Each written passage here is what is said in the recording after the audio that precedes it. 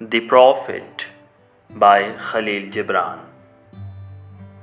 Al-Mustafa, the chosen and the beloved, who was adorned unto his own day, had waited 12 years in the city of Orphalese for his ship that was to return and bear him back to the isle of his birth. And in the 12th year, on the 7th day of Lilul, the month of reaping, he climbed the hill without the city walls and looked seaward. And he beheld his ship coming with the mist. Then the gates of his heart were flung open, and his joy flew far over the sea. And he closed his eyes and prayed in the silences of his soul. But as he descended the hill, a sadness came upon him, and he thought in his heart, "How shall I go in peace and without sorrow? Nay, not without a wound in the spirit shall I leave this city. Long were the days of pain I have spent within its walls, and long were the nights of aloneness. And who can depart from his pain and his aloneness without regret? Too many fragments of the spirits have I scattered in these streets, and too many are the children of my longing that walk naked among these hills, and I cannot withdraw from them without a burden and an ache. It is not a garment I cast off this day, but a skin that I tear with my own hands. Nor is it a thought I leave behind me, but a heart made sweet with hunger and with thirst. Yet I cannot tarry longer. The sea that calls all things unto her calls me, and I must embark. For to stay, though the hours burn in the night, is to freeze and crystallize and be bound in a mold. Fain would I take with me all that is here, but how shall I?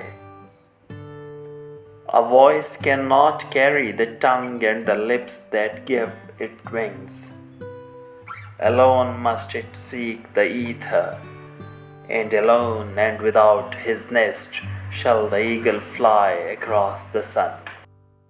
Now, when he reached the foot of the hill, he turned again towards the sea, and he saw his ship approaching the harbor, and upon her prow the mariners, the men of his own land. And his soul cried out to them, and he said, "Sons of my ancient mother, you riders of the tides, how often have you sailed in my dreams, and now you come in my awakening, which is my deeper dream. Ready am I to go, and my eagerness with sails full set awaits the wind. Only another breath will I breathe in this still air, only another loving look cast backward, and then I shall stand among you, a seafarer among seafarers. And you, vast sea, sleeping mother, who alone are peace and freedom to the river and the stream, only another winding will this stream make, only another murmur in this glade. And then I shall come to you, a boundless drop to a boundless ocean.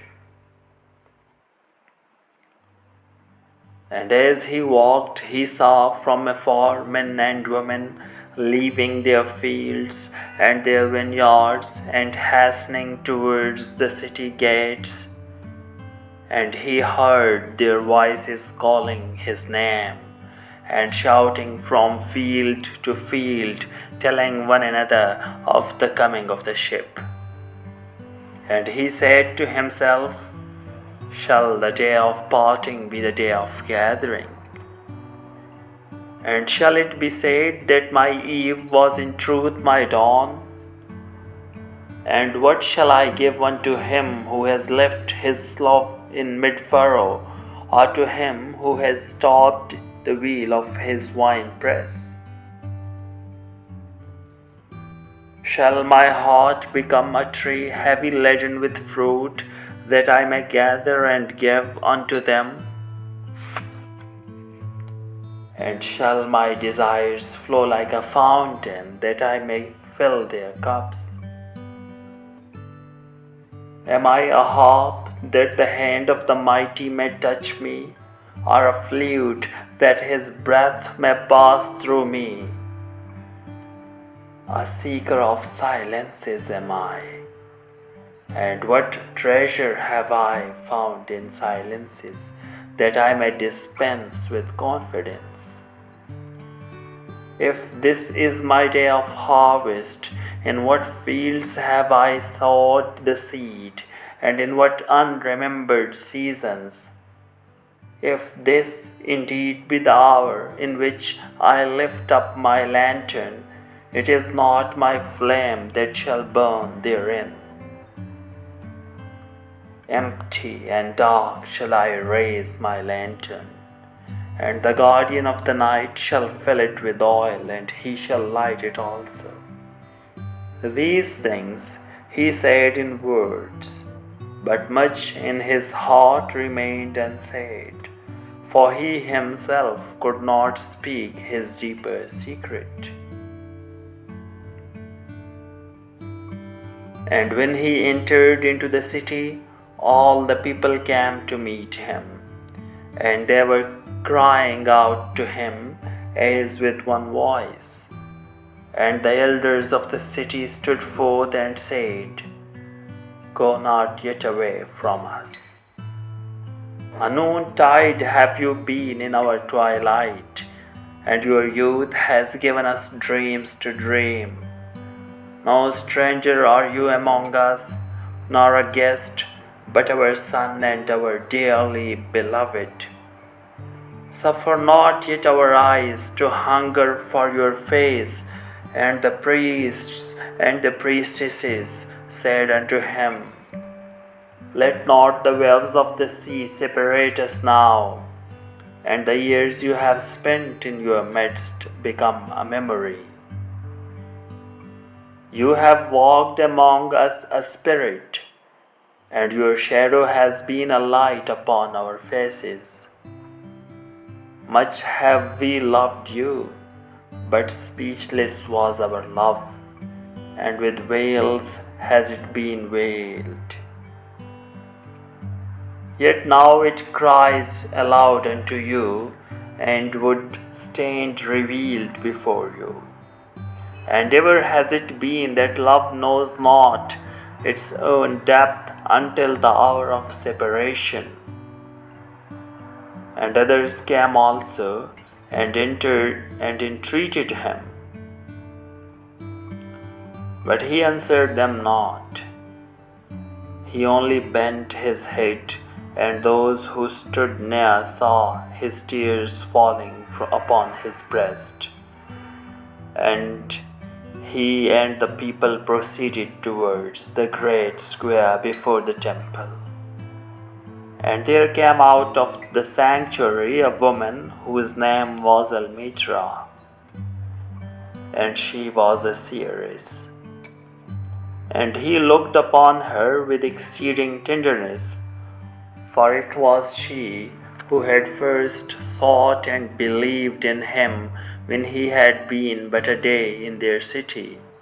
And she held him, saying, Prophet of God, in quest of the uttermost, long have you searched the distances for your ship, and now your ship has come, and you must needs go. Deep is your longing for the land of your memories and the dwelling place of your greater desires. And our love would not bind you, nor our needs hold you.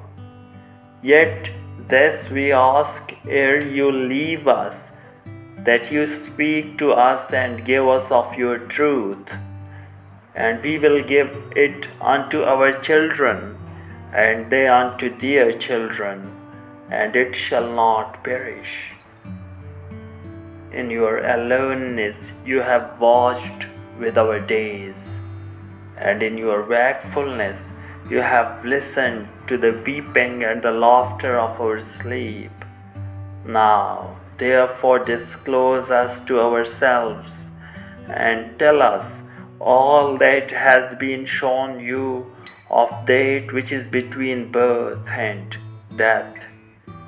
And he answered, People of Orphalese, of what can I speak, save of that which is even now moving within yourselves?